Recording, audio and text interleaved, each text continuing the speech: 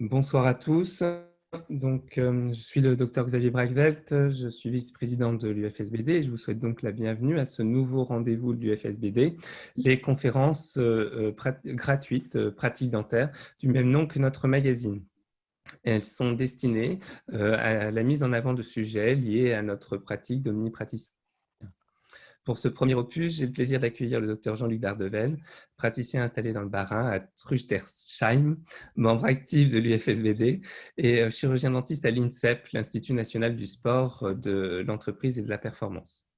Nous allons évoquer avec lui la prise en charge des patients sportifs, professionnels, mais aussi amateurs, que nous rencontrons au cabinet dentaire.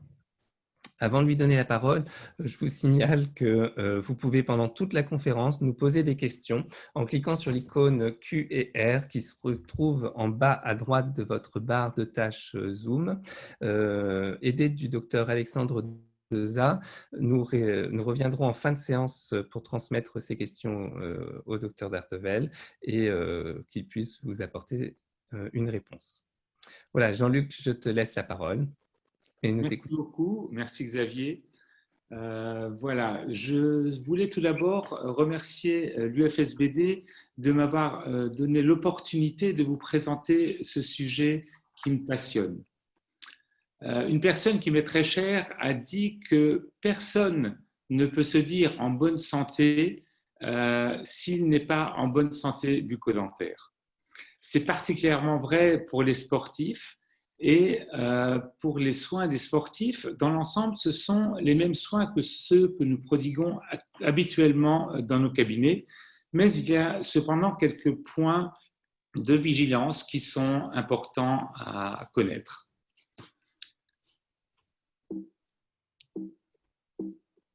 Ça ne marche pas. Ah, je suis désolé, ça ne passe pas une autre. Alors, il faut que tu retournes sur ton PowerPoint directement, en fait, et tu fais défiler ton PowerPoint. C'est ce que je suis en train d'essayer de faire. Et tout est bloqué. Ah, voilà. Excusez-moi. Voilà, ce sont ici quelques images de l'INSEP. Vous avez à gauche le bâtiment du centre médical de l'INSEP. À droite, vous voyez quelques logos qui représentent les pôles qui sont présents à l'INSEP.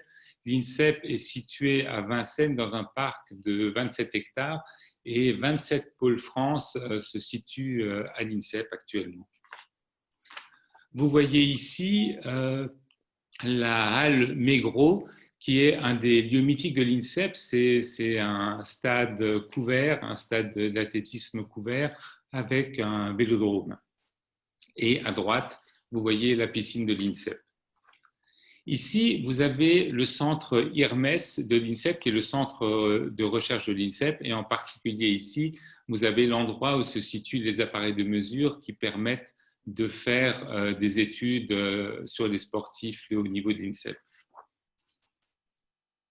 La santé bucco-dentaire devrait être une priorité pour les sportifs parce que la santé bucco-dentaire a un impact sur la performance, mais la pratique sportive a aussi un impact sur la santé bucco-dentaire. Une mauvaise santé bucco-dentaire peut affecter la performance de plusieurs façons. D'abord, elle peut affecter la qualité de vie et le bien-être des sportifs, mais les facteurs fonctionnels et microbiens peuvent entraîner une augmentation du risque de blessure et une diminution de la performance du sportif. Sur cette image, vous voyez quelques-unes des incidences que peuvent avoir les facteurs microbiens et fonctionnels, avec, pour les sportifs comme conséquence, un risque accru de blessure et une diminution de leur performance. Les facteurs microbiens peuvent provoquer ou maintenir des inflammations ou des infections à distance, comme pour, vous le savez déjà, les pathologies cardiovasculaires, le diabète, des pathologies pulmonaires ou quelquefois des problèmes de blessures musculo-squelettiques. En présence de maladies parodontales, vous avez une augmentation de la réaction inflammatoire, une libération de médiateurs inflammatoires au niveau des tissus tels que IL1, IL6, TNF-alpha, vous avez une augmentation des marqueurs systémiques inflammatoires avec des médiateurs inflammatoires qui seront attirés vers les tissus lésés, comme lorsque vous êtes en présence de tendinopathie, et vous aurez une persistance de la réponse inflammatoire qui retarde le processus de guérison de la tendinopathie et augmentera donc le risque de récidive de la blessure. En ce qui concerne les facteurs fonctionnels, les trois constantes occlusales de l'équilibre postural sont les appuis podaux, la vision et le plan d'occlusion. Ces trois facteurs sont interdépendants et la perturbation de l'un de ces facteurs peut influer sur la performance et accroître le risque de blessure et bien sûr retarder la guérison de l'athlète. Il faut savoir que la posture peut modifier l'occlusion, mais l'occlusion peut aussi modifier la posture. De la même façon, les facteurs fonctionnels auront un impact sur les blessures musculo-squelettiques, la force musculaire, la posture, la démarche, la voûte plantaire. Vous avez ici une image qui représente un épisode de la vie de Carl Lewis, qui est certainement un des athlètes les plus emblématiques du XXe siècle. Carl Lewis dominait absolument le sprint mondial et le saut en longueur de 1981 à 1984. En 1985, sa suprématie mondiale était menacée, par exemple, par des athlètes tels que Ben Johnson. Son staff a donc décidé de lui faire un traitement orthodontique. Et pendant toute la période du traitement orthodontique, où il y avait évidemment une évolution de son occlusion, avec un manque de stabilité de son occlusion, ses performances ont chuté. Il a donc été dépassé, il était troisième au sprint et deuxième au saut en longueur. En 1986, son occlusion était équilibrée, le traitement d'orthodontie était terminé, donc il a pu reprendre des entraînements et redevenir performant. Des entraînements étaient plus efficaces et il a fini par battre à son apogée le record du monde du 100 mètres en 1991, je crois, et c'était en 9,86. Alors pour mémoire, Usain Bolt a battu ce record du monde en 2009 en 9,58 et Jimmy Bicot a égalé le record d'Europe du 100 mètres en 9,86, qui correspond au record du monde de Carl Lewis. Vous avez ici un autre exemple de l'influence de l'occlusion sur la posture. Il s'agit ici d'une étude qui a été réalisée à l'INSEP sur l'équipe de France de tir à l'arc. Nous avons matérialisé la position du centre de gravité ainsi que la stabilité des archers. Alors la petite plage rouge que vous voyez correspond à cette matérialisation. Plus la plage rouge est importante, plus il y a un mouvement oscillatoire chez l'archer et donc plus elle est réduite, meilleure est la stabilité de l'archer. Vous voyez que évidemment sur l'image de droite où l'archer est équipé d'une gouttière, la stabilité est meilleure et on se rapproche du centre de gravité optimal qui correspond au petit rond qui est matérialisé entre les deux empreintes de pied de l'archer. Vous voyez ici d'ailleurs le résultat à 70 mètres des archers, en sachant que la cible centrale, le petit rond central, fait 12,2 cm de diamètre.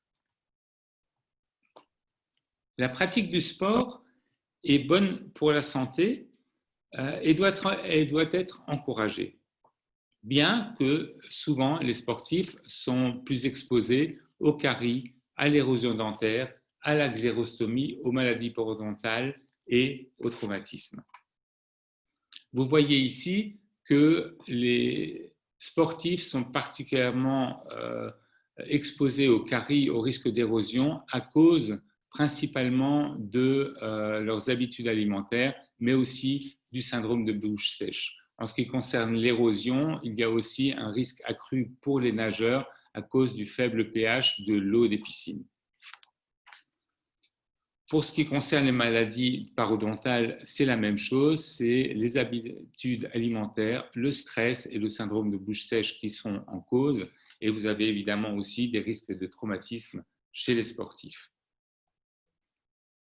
Le régime alimentaire des sportifs est spécifique et souvent managé par l'entraîneur, le nutritionniste et par lui-même, sans aucune prise en considération de l'importance de ce régime et de son impact sur la santé bucco-dentaire de cet athlète. Vous avez 3 problématiques spécifiques par rapport à ces régimes et qui ont une influence négative sur la santé bucco-dentaire des sportifs. C'est l'abondance des sucres, leur fréquence d'ingestion et l'acidité des boissons énergétiques. En sachant que vous ne pouvez jamais supprimer les sucres chez un athlète puisque le sucre est pour lui en quelque sorte son carburant. C'est lui qui lui permet d'avoir des apports énergétiques suffisants au cours de la journée, pendant les entraînements et après les entraînements. Les caries dentaires sont donc liées à la consommation de sucre cariogène de façon fractionnée tout au long de la journée, aux aliments adhérents aux surfaces dentaires tels que les barres énergétiques, les fruits secs, à une alimentation molle qui est souvent consommée, à la mastication et à la salivation qui est diminuée chez ces sportifs. Vous voyez ici un exemple de carie dentaire chez un sportif de haut niveau et il s'agit ici d'un athlète de l'équipe de France de Jiu-Jitsu qui avait été sélectionné pour les championnats du monde, qui est venu me voir pour que je lui fasse un protège-dents pour qu'il puisse participer à ces championnats du monde de Jiu-Jitsu. J'ai bien évidemment fait un contrôle dentaire et j'ai constaté qu'il avait une carie importante sur cette deuxième molaire supérieure. Les caries ont été traitées, évidemment, avant que le protège-dents ait été mis en place. En ce qui concerne l'érosion dentaire, il s'agit d'une perte progressive et irréversible des tissus durs dentaires par un processus chimique sans implication bactérienne. Il faut savoir que tout élément acide qui a un pH inférieur à 5,5 a un potentiel érosif. Alors, vous avez des causes extrinsèques qui sont les boissons gazeuses, qui sont acides, l'alimentation des sportifs et pour les nageurs, bien sûr, le chlore gazeux des piscines. Les causes intrinsèques sont dues assez souvent aux acides gastriques dans les cas de régurgitation et de vomissement. Alors, ce sont des choses qui se produisent assez souvent chez les sportifs qui pratiquent des disciplines de fond, comme la marche ou le marathon. Par exemple, notre marcheur le plus emblématique actuel, qui est Johan Diniz, a souvent des problèmes de crampes d'estomac et a souvent des soucis à ce niveau-là. Vous voyez ici un tableau qui permet de visualiser le niveau d'acidité de quelques boissons qui sont très habituellement consommées par les sportifs. Alors, évidemment, on sait que Pepsi Cola, Powerade, Gatorade, etc. sont des boissons qui sont extrêmement acides. Mais par contre, vous pouvez constater aussi que le jus de pomme est extrêmement acide. Il n'y a pas que le jus d'orange et que même le café a un pH de 5,51 qui se rapproche finalement de cette limite de 5,50 en deçà de laquelle le pouvoir érosif sur les dents est important. La xérostomie est souvent liée au stress, à la déshydratation. Elle est due à l'effort ou à la respiration buccale, par exemple. La diminution du pH buccal, qui peut être observée après la consommation de collations sucrées, de boissons de l'effort, est maintenue plus longtemps, puisque dans ces cas-là, la salive ne peut pas jouer son rôle tampon. Vous avez donc une augmentation importante du risque carieux. Et dans ces cas-là, évidemment, vous avez un développement qui peut être important de caries, de lésions parodontales, de candidose et des caries collées, comme vous pouvez le voir sur cette image. Les maladies parodontales chez les sportifs sont souvent en relation aussi avec le stress, la nutrition et la sécheresse buccale, et bien sûr, quelquefois, à une hygiène inadaptée. Il s'agit ici, sur cette image, des résultats d'une étude qui a été menée par Édouard Barlois, qui est dentiste à l'INSEP depuis peu de temps et qui est aussi un sportif de haut niveau, qui est membre de l'équipe de France de sabre. Il a fait cette étude sur 100 athlètes de haut niveau et vous voyez que 100 athlètes de haut niveau de l'INSEP, et vous voyez que au sondage, ces athlètes présentaient en moyenne des poches de 2,36 mm. Vous avez 37% des athlètes qui ont une poche parodontale supérieure ou égale à 4 mm et 2% qui ont une poche parodontale qui est supérieure ou égale à 6 mm. Les traumatismes. Bien sûr, les traumatismes bucco-dentaires sont plus fréquents lorsque vous pratiquez un sport de contact ou de combat sans protection adaptée. Mais cela, arrive aussi lors de pratiques occasionnelles. Et évidemment, les zones les plus touchées sont le nez, le complexe orbitomalaire, les condyles mandibulaires ou les dents antérieures dans 85% des cas. Et ces traumatismes sont aussi sport dépendants puisque 15 à 25% des traumatismes sont signalés au rugby, football américain et au hockey sur glace. Et dans 56% des cas, il s'agit des sports de combat en compétition. Pour illustrer ces traumatismes, vous voyez ici deux images. En haut, vous avez l'image d'un combattant de MMA qui a subi un traumatisme avec une fracture de la mandibule. Et en bas, il s'agit d'un boxeur qui, après avoir reçu un direct du gauche, a perdu son protège-dents. Certainement, ce n'était pas un protège-dents qui avait été fait sur mesure.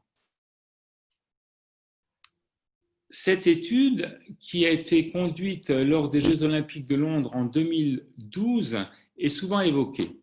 300 athlètes ont été examinés et 25 disciplines étaient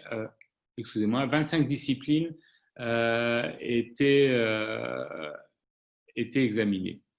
Vous avez dans les résultats, on a constaté que 55,1% de ces athlètes avaient des caries, 44,6% avaient des érosions modérées à sévères et 76% des cas des athlètes avaient une gingivite localisée ou généralisée. Ces résultats sont à comparer avec les résultats qu'on a eus à l'INSEP avec l'étude qui a été faite sur les 100 athlètes de haut niveau, mais aussi une étude qui a été faite en Belgique sur des athlètes de haut niveau ou en Espagne à Barcelone sur les footballeurs professionnels par exemple. La prise en charge d'un patient sportif consiste à prévenir, dépister et traiter.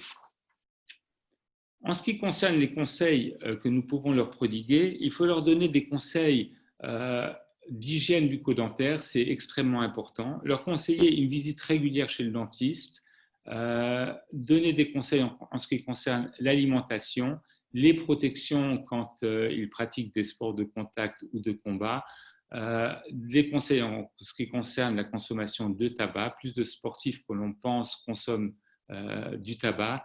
Et évidemment, il faut être vigilant par rapport aux prises de médicaments. Vous voyez ici les recommandations de l'UFSBD et j'imagine que tout le monde les connaît.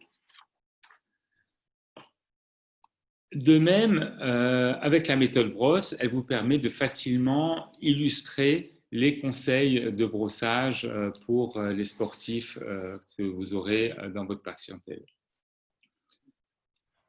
Vous voyez ici une illustration de l'alimentation des sportifs. Vous voyez qu'ils consomment beaucoup d'hydrates de carbone, malheureusement pas assez de fibres, mais ils ont souvent recours à des collations avant l'entraînement, pendant l'effort et après l'entraînement. Et il faut savoir qu'après l'entraînement, ils consomment des aliments toutes les 15 à 30 minutes et cela pendant 4 heures, de façon à ce que les apports énergétiques soient suffisants et qu'ils récupèrent suffisamment d'énergie pour les entraînements ultérieurs. Vous voyez donc qu'il y a dans ces cas-là beaucoup de grignotage chez ces sportifs. Vous pouvez donc leur conseiller de limiter les collations et les boissons riches en sucre. Vous pouvez leur conseiller de préférer les fruits secs et les noix si la collation est nécessaire, éviter les bars et les gels sucrés et éviter évidemment les aliments collants et les suppléments énergétiques. Les sportifs, par exemple, consomment souvent des bananes. D'un point de vue nutritif, on sait que les apports ne sont pas extrêmement bénéfiques, mais c'est une espèce de mode et souvent les sportifs consomment des bananes qui évidemment sont elles aussi extrêmement collantes. Je voulais d'ailleurs ici attirer votre attention sur le pH de ces bananes qui est quand même relativement acide et le fait de les consommer, par exemple dans le monde du tennis, vous voyez très souvent les tennismen qui sortent leurs bananes du sac et qui consomment un peu de bananes lorsqu'ils s'arrêtent, lorsqu'ils ont des périodes de pause régulières. Ici, il s'agit d'un article qui est paru dans l'Équipe en juillet 2018. Et cet article m'a interpellé et surpris par son titre. Il s'agissait de Peter Sagan qui, à l'issue de l'étape, avait pour habitude de consommer des oursons géléifiés. Et comme évidemment Peter Sagan le faisait, les coureurs du peloton ont commencé à avoir les mêmes habitudes. Alors, ce qui est un peu choquant dans cet article de l'Équipe, c'est qu'à aucun moment on dit que consommer des oursons en plus des consommations habituelles de barres énergétiques que doivent prendre les sportifs, les coureurs cyclistes pendant leur étape pour avoir suffisamment d'apport énergétique. Consommer des oursons en plus ne leur apporte pas grand-chose à part un peu de plaisir, mais je pense que pour les dents, il aurait été bienvenu de dire qu'il y a quand même, il peut y avoir des problèmes à ce niveau-là et pas dire que finalement c'est pas mauvais de consommer des oursons. En ce qui concerne les boissons, vous pouvez leur conseiller de réduire la consommation de boissons de l'effort ou de récupération. Vous pouvez aussi leur conseiller de diluer les boissons sucrées avec de l'eau ou rincer la bouche avec de l'eau après en avoir bu. Vous pouvez leur conseiller d'utiliser une paille pour éviter le contact avec les dents ou boire régulièrement des petites quantités de façon à ce que l'hydratation soit meilleure. Boire de façon régulière peut évidemment leur éviter les conséquences du syndrome de la bouche sèche. À droite, vous avez l'image d'une petite gourde en plastique souple. Ces petites gourdes sont quelquefois équipées de paille et il faut savoir que dans ces cas-là, le sportif ne doit pas aspirer avec la paille, mais doit utiliser cette paille et cette gourde en appuyant sur la gourde pour qu'il y ait un jet de la boisson qui arrive directement au fond de la bouche et cela évite le contact avec les dents et diminue les risques auxquels il est exposé.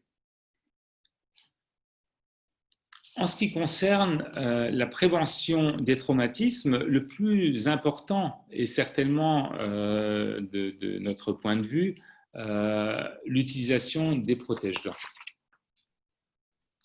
Les protège-dents sont recommandés même si le sport est pratiqué occasionnellement. Ils sont obligatoires pour certains sports et recommandés pour d'autres.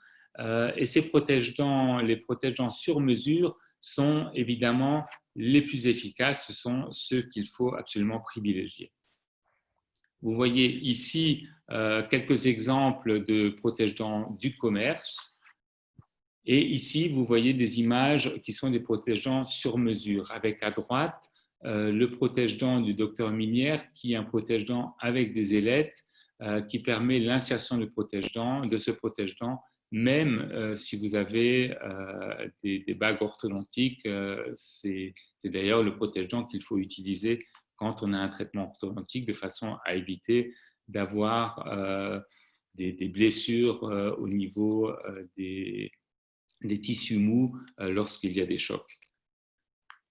Le protège-dents doit recouvrir les dents maxillaires jusqu'à la face distale de la deuxième molaire, mais certains préconisent que ce recouvrement se fasse que jusqu'à la face distale de la première molaire. Pardon. Ce protège-dents doit présenter une épaisseur vestibulaire de 3 mm, 2 mm en épaisseur occlusale et 1 mm au niveau palatin. Les limites du volet vestibulaire doivent se terminer à 2 mm du fond du vestibule et la portion palatine de ce protège-dents doit s'étendre jusqu'à 10 mm au-dessus du bord gingival. Les limites de la portion vestibulaire doivent être arrondies et au niveau palatin, les limites doivent être affinées. Il faut aussi avoir un espace ventilatoire pour ce protège-dents et aménager cet espace ventilatoire de façon à ce que le sportif puisse respirer bouche fermée. Vous avez ici des illustrations de comment le protège-dents peut être fabriqué. Il y a évidemment une mise en articulateur. Vous voyez ici l'espace ventilatoire, vous le voyez très bien. Une cire est confectionnée par le prothésiste qui suit vos indications. Et vous voyez au milieu le protège-dents avec l'espace ventilatoire. À droite, il s'agit de Tony Yoka qui venait de gagner son combat et qui était équipé du protège-dents que je lui avais fait.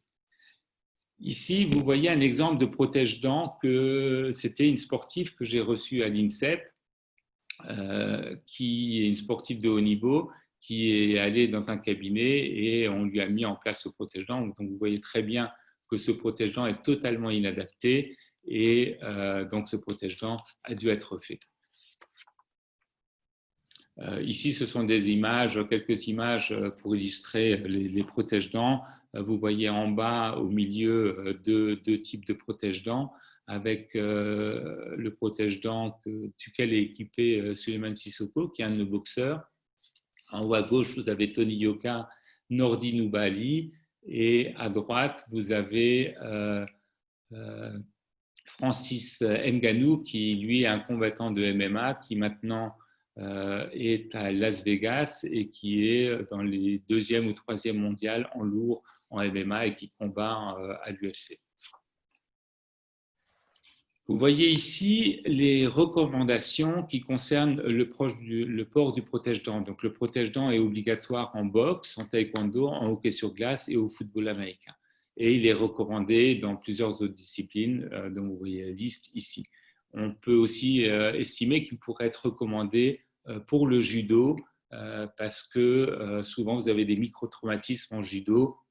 Et il peut être intéressant, et même des traumatismes des dents antérieures. J'ai eu quelques judokas qui ont eu des fractures d'incisives, et donc le port du protège-dents peut quelquefois être indiqué aussi au judo.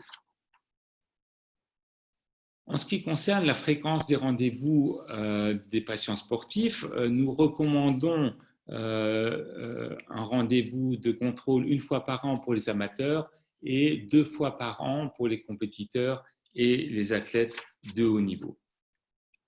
En ce qui concerne le déroulé de la consultation, vous effectuez votre examen clinique avec un examen exobuccal, avec un examen des muscles faciaux. Vous examinez les ATM avec une évaluation des bruits articulaires. Vous faites ouvrir, fermer la bouche, par exemple.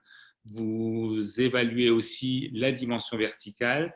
Vous pouvez évaluer les trajets d'ouverture-fermeture, les latéralités et vous faites évidemment une palpation des ATM à la recherche de bruit articulaire lors de ces mouvements.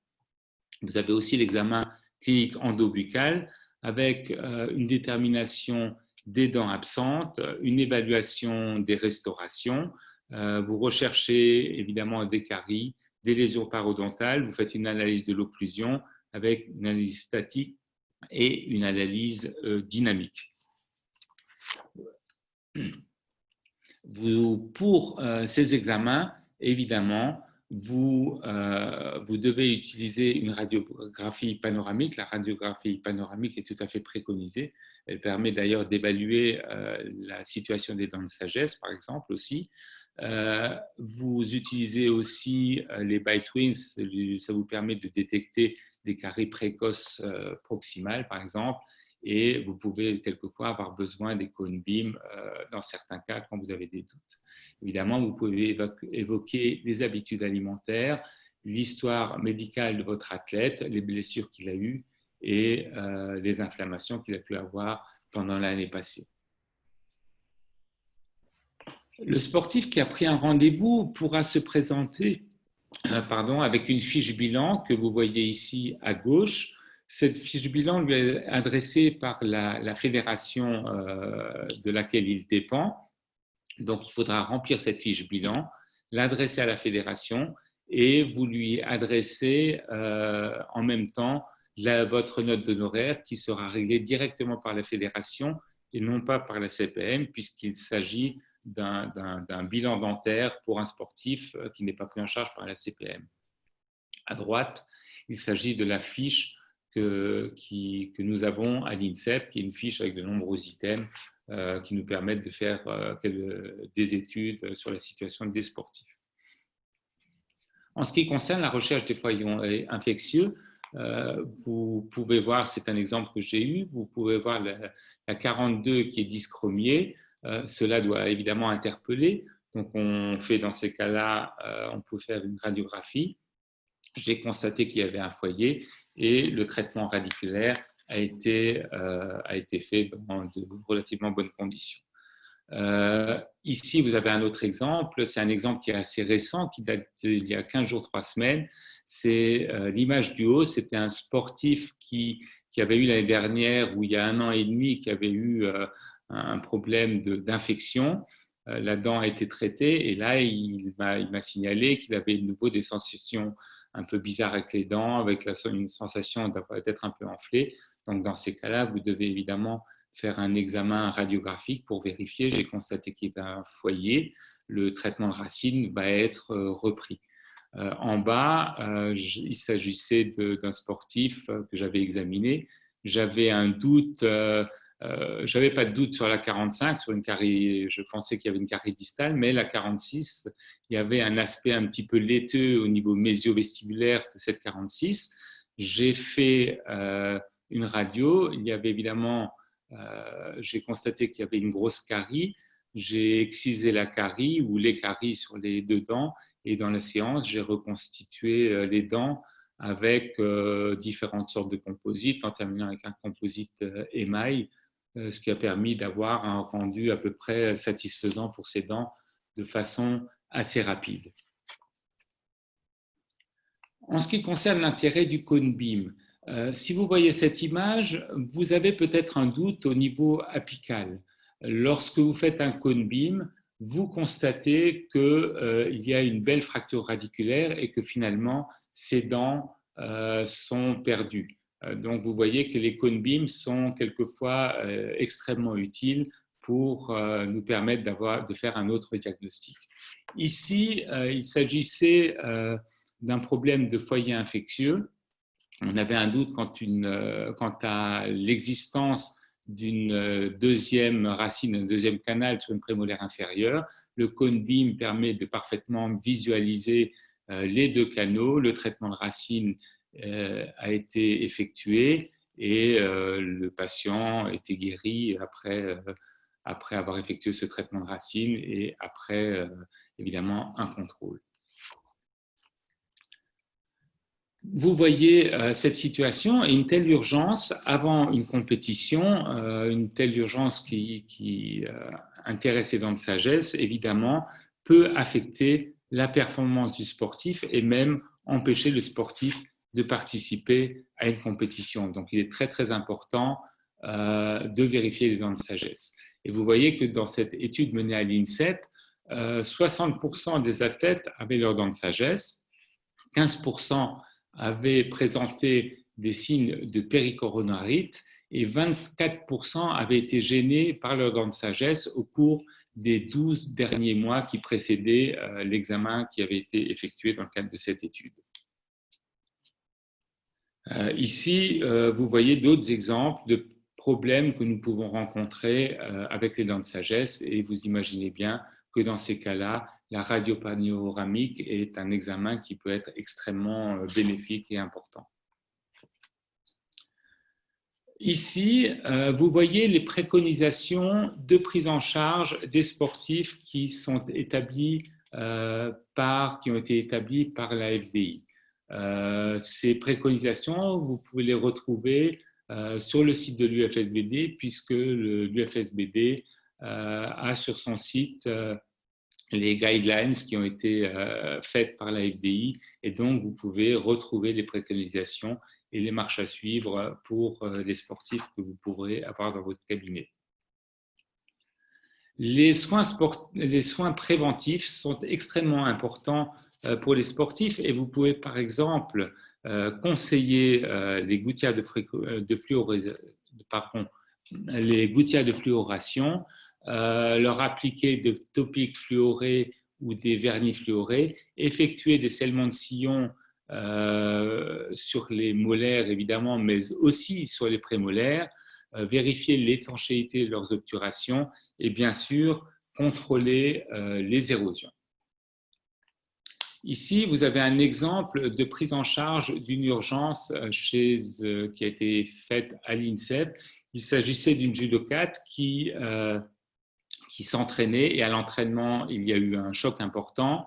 Elle a eu une subluxation de la 21 et une fracture de la 22. C'est le médecin de l'équipe de France de judo qui m'a envoyé ces images avec son téléphone, et qui m'a donc demandé d'intervenir pour cette judokate. Vous voyez ici sur cette image qu'il y a une fracture de la 22. Vous voyez sur l'image de droite la subluxation de la 21, et ici en grossi, vous voyez l'image de la subluxation de cette 21. Là, vous voyez en plus gros plan la fracture de la 22, et ici, vous voyez, j'ai donc remis la 22 en place, j'ai fait une contention en composite et j'ai recollé la 22, la partie de 22 qui était fracturée, que la judokate avait récupérée, donc après avoir remis la 21 en place. C'est un exemple d'urgence qui concernait un tennisman qui devait partir en tournée en Asie. Il est venu à l'INSEP un vendredi, il devait partir en tournée en Chine et en Inde. Il s'est présenté comme ça en disant qu'il était gêné et qu'il avait mal d'ailleurs juste à gauche mais pas à droite. J'ai traité les dents, il a fallu faire des traitements radiculaires des deux côtés. Les traitements radiculaires se sont bien passés. Le tennisman a pu aller prendre son avion et effectuer ses tournois à l'étranger. En ce qui concerne les prescriptions médicamenteuses et le dopage, les antibiotiques ne posent pas de problème, les anesthésiques adrénalinés ne posent pas de problème non plus. En ce qui concerne l'éphédrine et la pseudoéphédrine, la règle est d'éviter leur consommation 24 heures avant la compétition. Pour ce qui est des glucocorticoïdes, ils sont interdits par toutes les voies. Ils sont interdits par voie orale, intraveineuse, intramusculaire ou rectale. Pour ce qui est de la codéine, qui est autorisée et qui est largement prescrite en dentisterie, elle peut se transformer en morphine. Et la morphine, évidemment, est interdite. Mais heureusement, le niveau de morphine produit est fonction du métabolisme, et souvent il est très faible. Mais les athlètes peuvent quand même être contrôlés positifs dans ces cas-là.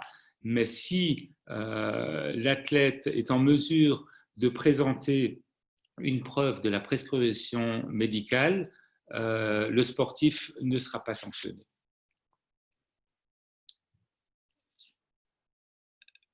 Henri Lamandin, en 1998, a écrit dans le Chirurgien dentiste de France qu'une déviation des maxillaires peut provoquer un trouble de l'équilibre du squelette tant au niveau de la région cervico-céphalique que de la chaîne musculaire postérieure et ainsi entraîner des défauts de posture.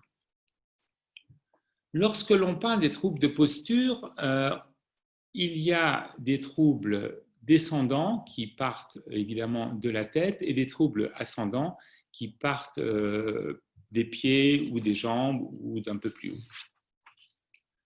Il y a aussi des troubles dits mixtes lorsque les troubles sont concernés des troubles descendants, mais aussi des troubles ascendants.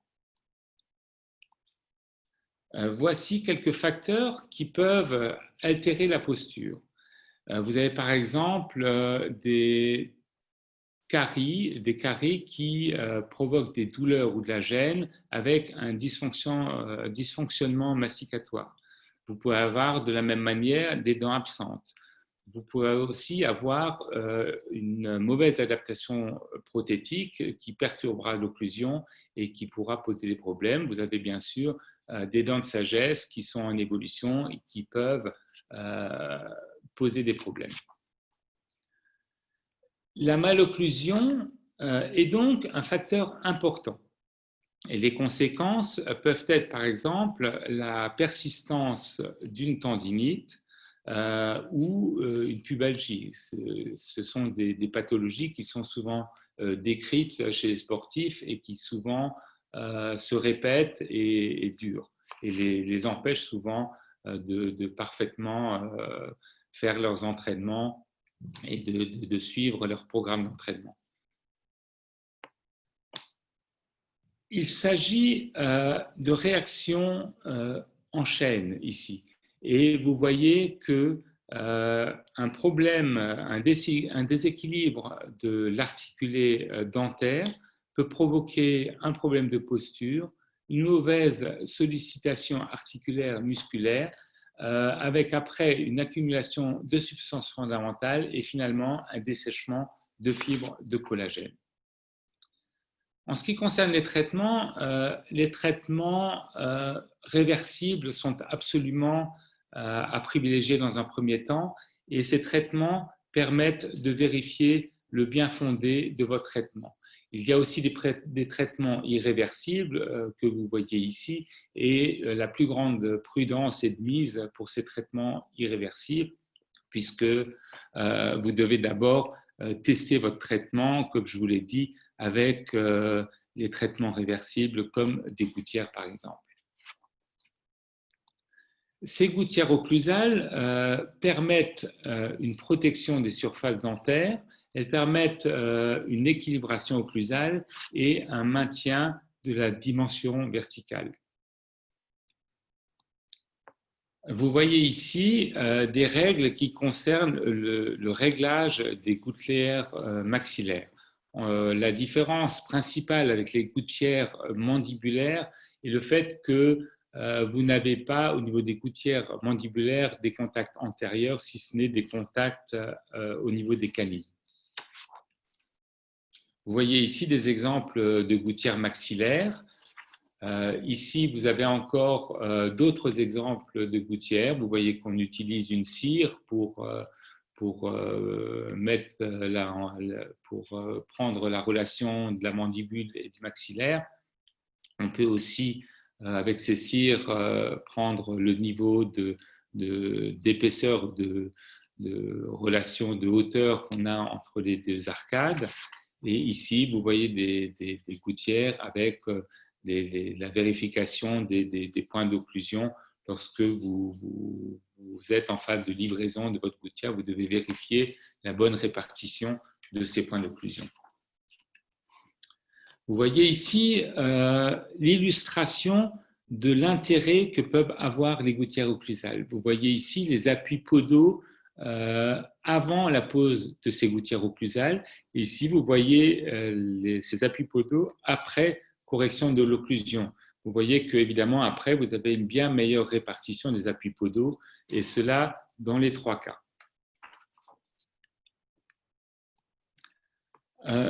Cette image est là pour vous illustrer une histoire qui concerne un patient que j'ai eu en 2015. Il s'agit d'un monsieur qui est un journaliste très sportif qui avait en 2013 participé au marathon de New York.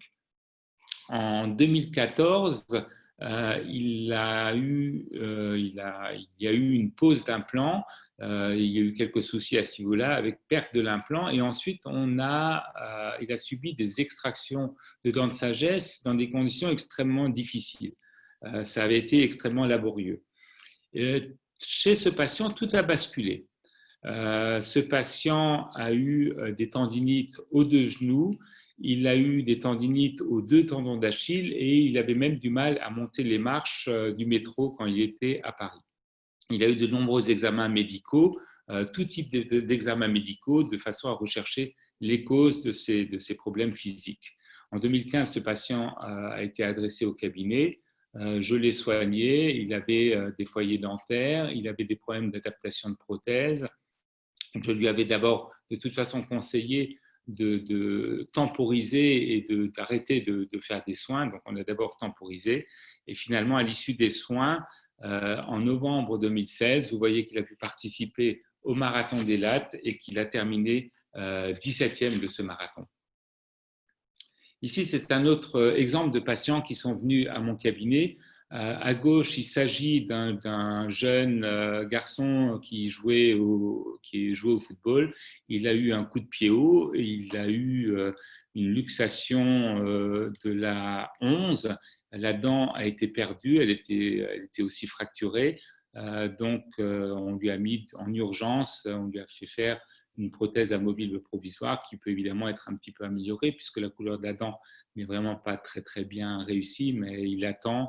Il est aussi en attente maintenant de la pose d'un implant pour qu'il retrouve un sourire et une fonctionnalité acceptable.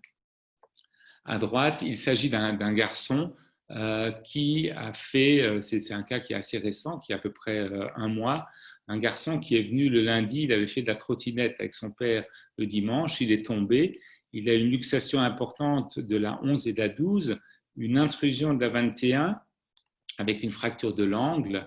Vous voyez sur l'image du milieu que son sourire était parfait avant cet accident.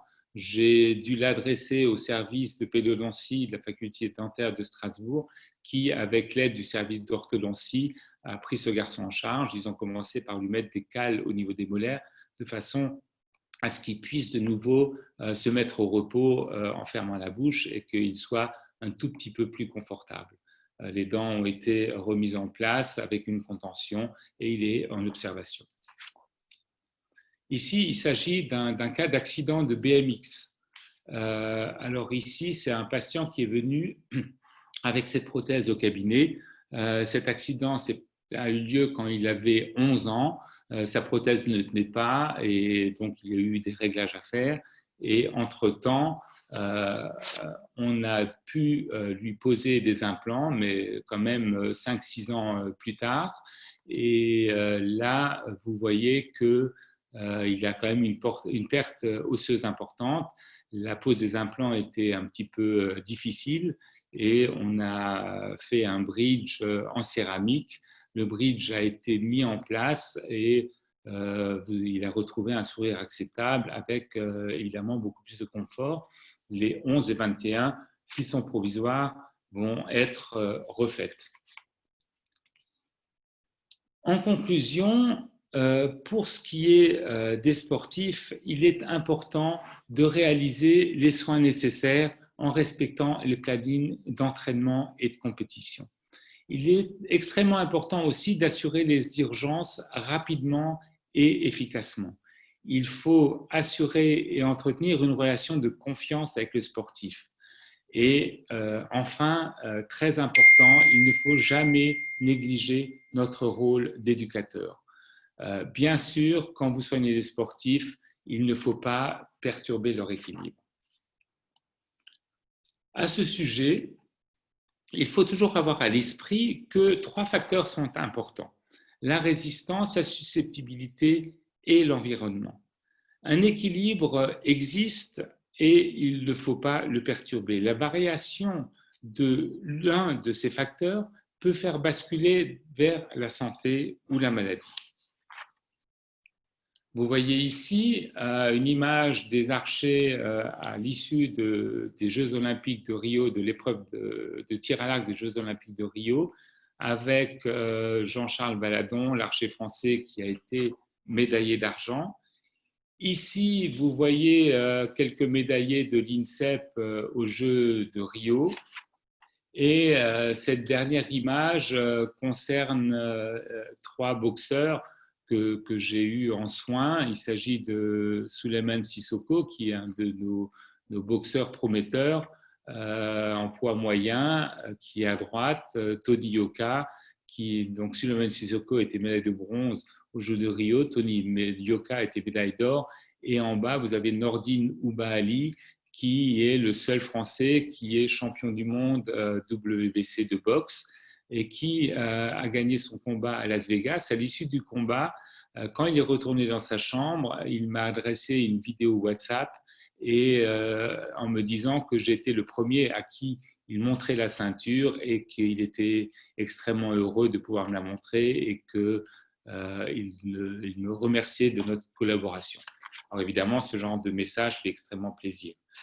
Vous voyez ici les différents guides qui ont été élaborés par la FDI. Ce sont des guides à destination des sportifs amateurs, professionnels et aussi des médecins du sport. Vous pouvez télécharger ces guides sur le site de l'UFSBD et vous en servir lorsque vous êtes en contact avec des patients sportifs. Ils sont très utiles et très bien faits. Voilà, écoutez, je vous remercie pour votre attention. Merci Jean-Luc, c'était très intéressant. J'aimerais qu'on revienne un tout petit peu sur les gouttières de protection. Est-ce que tu peux répéter les mesures, les différents points importants de ces gouttières, de ces protège-dents? Des protège-dents. Alors, le protège-dents doit avoir une épaisseur vestibulaire de 3 mm au moins. Il doit avoir 2 mm en épaisseur occlusale. Il doit avoir 1 mm au niveau palatin, puisque là, il n'y a pas de problème de choc et ce sera moins encombrant. Ensuite, il faut ménager un espace ventilatoire antérieur de façon à ce que quand le sportif mort, il puisse respirer bouche fermée.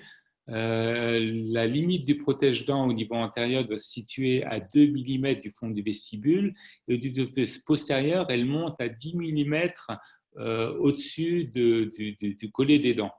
Et au niveau antérieur, le protège-dents doit être arrondi au niveau des limites de façon à ne pas blesser le sportif. Et au niveau postérieur, évidemment, il doit être affiné pour être le moins encombrant possible. Et est-ce qu'il y a des différences de forme de protège-dents en fonction du sport pratiqué? Alors, on peut un petit peu épaissir le protège-dents lorsque ce sont des sports de contact violents. Vous pouvez les faire un peu plus épais, mais il faut faire attention à ce que le protège-dents ne soit pas trop encombrant. Parce que si le protège-dents est encombrant, c'est gênant pour la lèvre et le sportif n'est pas à l'aise. Mais vous pouvez aussi mettre des renforts. Il existe des techniques qui permettent de mettre des renforts dans son protège-dents. Par exemple, pour le hockey sur glace, vous pouvez avoir un coup de crosse et avoir des renforts dans les zones canines peut être important de façon à mieux protéger dans ces cas-là le hockeyeur. Quand tu dis des renforts, c'est-à-dire qu'on épaissit la hauteur du… Non, on met des produits qui permettent de renforcer la structure à l'intérieur. Alors, il existait autrefois des protège-dents aussi avec un chaînage vestibulaire. Je crois que c'est Sametsky qui avait élaboré ce protège-dents, mais ces protège-dents il est déconseillé de mettre ces chaînages parce qu'il est arrivé que ce ne soit pas tout à fait bien conçu, que ce chaînage sorte parce que l'épaisseur, il n'était pas assez incorporé dans le protège-dents et ça blessait le sportif. Donc, on évite du métal à ce niveau-là. D'accord. Et si on a en cabinet, en pratique, un patient sportif, mais amateur, ou en tout cas qui fait un peu de compétition, mais qui n'est pas professionnel, et qui se retrouve, qui est en classe 3 mandibulaire, est-ce que dans ce cas-là, on inverse, est-ce qu'on met un protège-dents à la mandibule? Ah ben, non, on met un protège-dents au maxillaire, mais on ne mettra pas à la mandibule, ça ne va pas bien, mais on met au maxillaire, mais on pourrait épaissir un petit peu puisqu'on le met, on donne une cire au prothésiste et il le Ouais. voit. Et vous voyez, et on voit très bien que sur l'image, on voyait que le protège-dents est d'abord modelé en cire. Donc le prothésiste pourra tout à fait épaissir au niveau vestibulaire dans un cas de classe Ça vient 3. de recouvrir un peu quand même. Bien sûr, il faudra recouvrir les incisives du bas Ouais. puisqu'elles seront particulièrement exposées. Oui. Ouais, d'accord.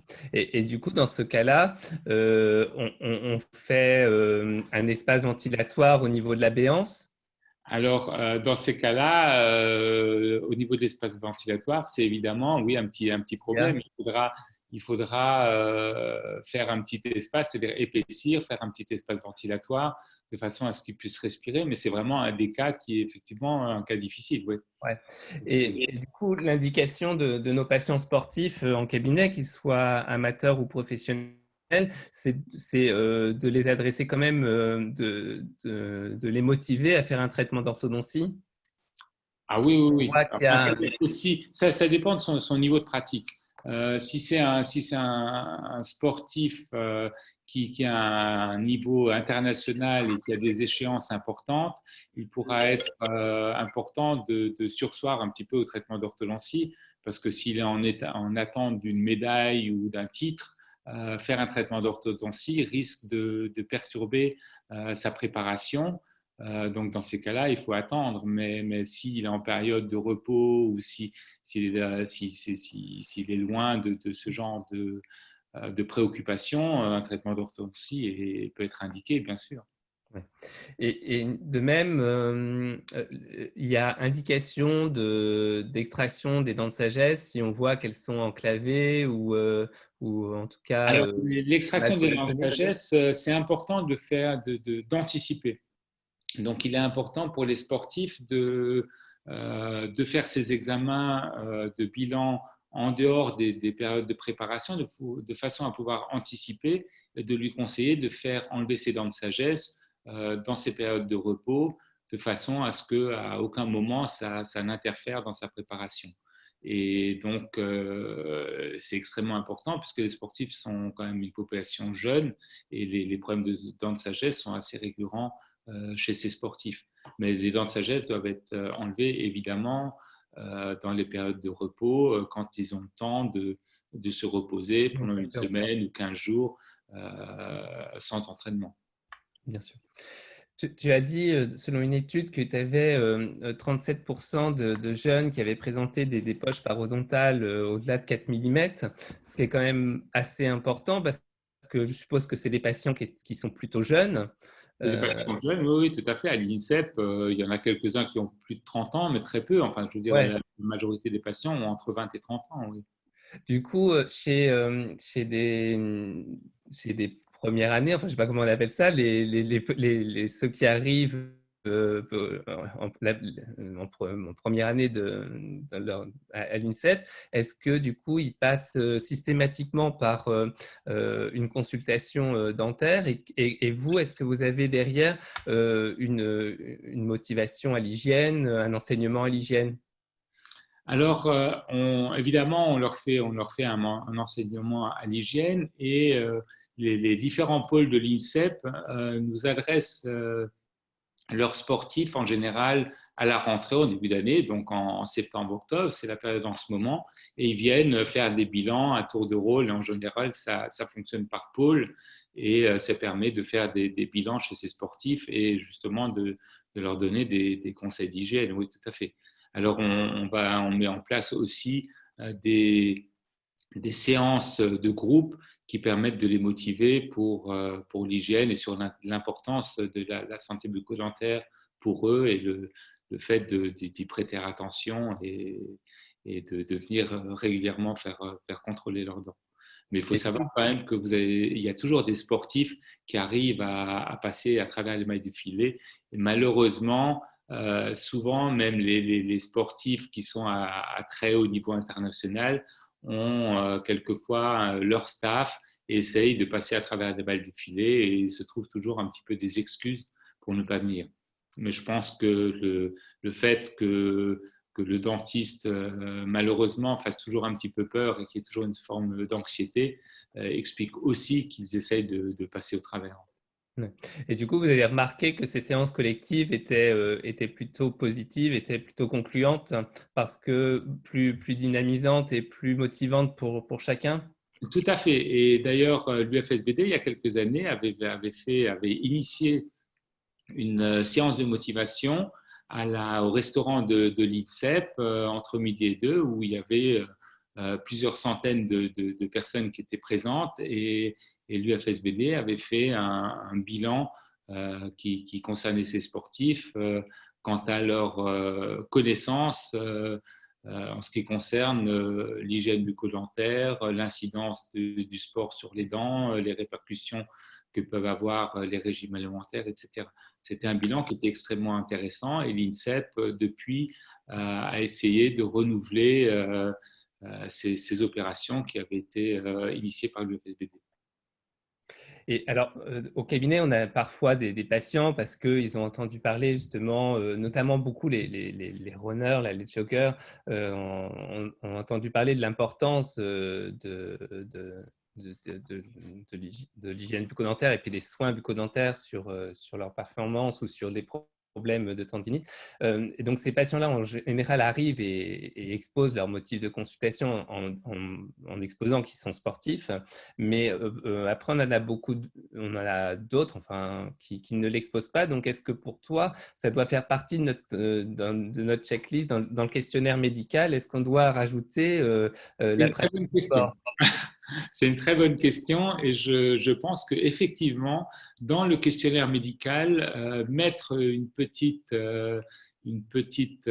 place pour le sport pratiqué, une petite ligne supplémentaire concernant le sport pratiqué, la fréquence de pratique de ce sport peut être extrêmement intéressante et peut nous orienter et peut même nous rendre vigilants par rapport à certains problèmes qu'on pourrait éventuellement rencontrer chez ce patient. Donc, ça peut pour nous aussi être une aide dans notre pratique et ça nous permet de comprendre quelquefois la recrudescence de caries ou ce genre de choses. Il faut savoir que, par exemple, il y a des disciplines sportives comme les disciplines de fond, demi-fond, les disciplines, la gymnastique, les gens qui font où les régimes alimentaires sont importants, ce sont des gens qui peuvent avoir des problèmes alimentaires, qui peuvent, pour maigrir, évidemment, commencer à se faire vomir. Vous avez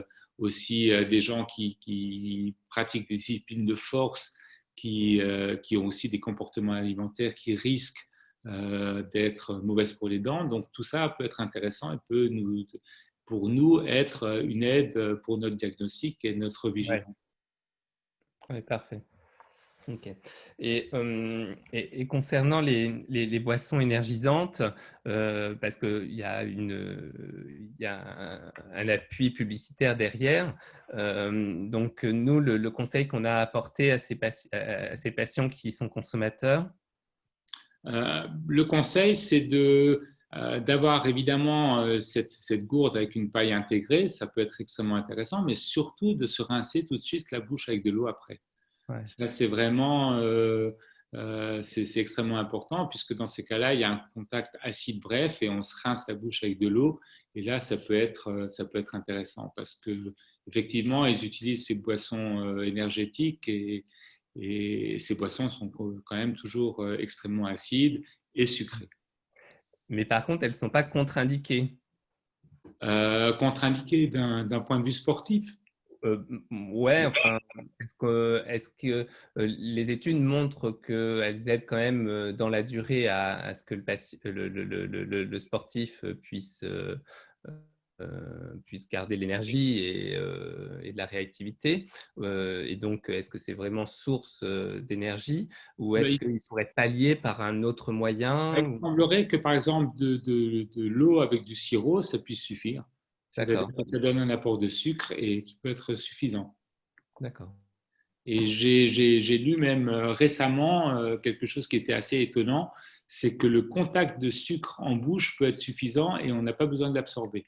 C'est une étude qui est assez récente, qui a été menée et qui dit que finalement, le contact du sucre en bouche est déjà suffisant. Alors évidemment, nous, ça ne nous aide pas. Ça... Alors, c'est clair. Et du coup, là, ce serait plus une réaction psychologique, neurologique? Oui, apparemment, oui, c'est les deux, oui, tout à fait. Ok. Alexandre, est-ce que de ton côté, tu as des questions? On nous demandait s'il y avait à l'INSEP un pôle spécialisé ODF ou Occluso. Occluso, oui, on est deux praticiens. Il y a deux praticiens à l'INSEP qui se sont spécialisés en Occluso. Pour ce qui est de l'ODF, non, il n'y a pas de pôle spécialisé en ODF. Donc l'ODF, on adresse à des praticiens qui sont en relation avec l'INSEP, mais il n'y a pas d'ODF à l'INSEP. Donc nous, quand on a un doute, quand on a un souci, on adresse à des praticiens qui sont en relation avec l'INSEP et qui ont été sélectionnés. Pour l'occluso et pour les gouttières, il y a un jeune praticien qui a d'ailleurs fait une étude qui est venu aussi il y a assez peu de temps, que j'ai fait venir à l'INSEP et qui est Éric Leroux, qui a fait une étude extrêmement intéressante sur des rameurs, un pôle de rameurs, et il leur a mis des cales. Il a créé artificiellement une déviation mandibulaire ou une perturbation occlusale, et il a fait cette étude de façon tout à fait scientifique. Il l'a fait avec un leg press et il a constaté qu'une perturbation de l'occlusion, dans ces cas-là, avait diminué de presque 18% la force musculaire de ces rameurs au niveau des jambes. D'accord. Après, on a eu une autre question. Quand tu nous parlais des gouttières occlusales tout à l'heure, c'était en temporaire ou c'était… Ça dépend. Alors normalement, l'idéal, c'est de faire une gouttière occlusale, de vérifier que notre traitement ou le traitement qu'on envisage de faire fonctionne. Et in fine, on peut, si par exemple il y a des problèmes de perte de dimension verticale, évidemment, l'idéal, c'est de mettre en place des onlets ou des inlays au niveau des dents, de façon à rétablir une occlusion l'occlusion qu'on a déterminée. Mais cette gouttière peut être gardée par le sportif à l'entraînement et pendant les compétitions. Il faut simplement que la gouttière soit suffisamment fine et ne soit pas gênante pour qu'il ne soit pas gêné pendant sa pratique. Mais de toute façon, les sportifs de haut niveau, en général, sont extrêmement exigeants et de toute façon, ils nous conduisent à rendre cette gouttière le plus confortable possible. Mais après, il n'y a pas forcément d'ODF, c'était ça la question sous-jacente. L'ODF, non. Ah non, non. Il n'y a pas forcément d'ODF. Ça peut être fait, hein, ça peut être fait. C'est-à-dire que si on voit qu'il y a des perturbations très importantes et que ces perturbations ne peuvent être réglées, enfin ce problème ne peut être réglé que par un moyen ODF, évidemment, dans ces cas-là, il faut faire un traitement orthodontique. Mais comme je l'avais dit, quand le sportif est en période de pré-compétition ou de montée en puissance ou qu'il est en phase de préparation, il ne peut pas se permettre de faire de l'ODF. Donc, dans ces cas-là, il a une gouttière. Et ensuite, quand la compétition est terminée, il peut évidemment démarrer un traitement orthodontique si cela est nécessaire.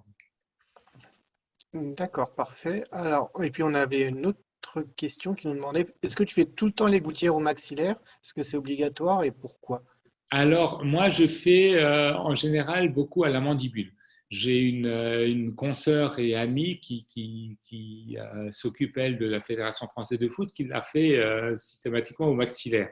Mais la règle, surtout de la gouttière, ça peut être fait au maxillaire ou à la mandibule, ça n'a pas d'importance. Mais la règle, c'est que si, par exemple, il y a des dents absentes, il faut privilégier, ou des espaces, il faut privilégier le fait de remplacer ces dents absentes ou de fermer ces espaces avec la gouttière. Donc, dans ces cas-là, si vous avez une dent absente, s'il y a une dent absente à la mandibule, on mettra la gouttière à la mandibule. Si elle est absente au maxillaire, on mettra la gouttière au maxillaire. D'accord, parfait. Et on n'a pas d'autres questions. Moi, j'en avais juste une. Je suis allé vite fait là, sur le site de la FDI pendant ta présentation. J'ai vu que tu avais coécrit les guides ou Oui, traduit. oui, tout à fait. Les deux. Par contre, j'ai pas retrouvé là où tu parlais justement de tous ces conseils de fabrication de gouttières et tout ça. Où est-ce qu'on peut retrouver toutes les infos? Alors, les conseils de fabrication de gouttières ne sont pas sur le site de la FDI. C'est simplement enfin, dans les guidelines de la Ouais, FDI. c'était vraiment des guidelines sur la FDI. Ouais, ouais, là, c'est les guidelines. Et en fait, là, ce que j'avais dit dans ma présentation, c'est qu'on pouvait retrouver nos priorités par rapport aux soins des sportifs dans ces guidelines. Ça, oui, c'est-à-dire le sportif sain, le sportif à traiter en urgence, etc. Ça, on le retrouve dans les guidelines, mais pas du tout les préconisations pour les gouttières. D'accord, parce que c'était ce que je recherchais un petit Pour les peu. gouttières ou pour les protèges-dents d'ailleurs. Et ça, on pourrait retrouver où, du coup, tu sais, ou Euh, dans nos cours non. d'occluso? Ou peut-être, peut-être. Oui, je pense pour les gouttières, on peut trouver dans les cours d'occluso.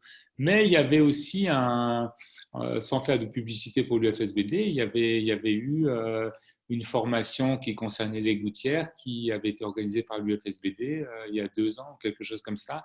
Et les conseils étaient extrêmement précis par rapport aux gouttières à mettre en place. Et je crois même que je l'ai vu 2 fois cette formation, parce D'accord. qu'elle était extrêmement intéressante. Ouais.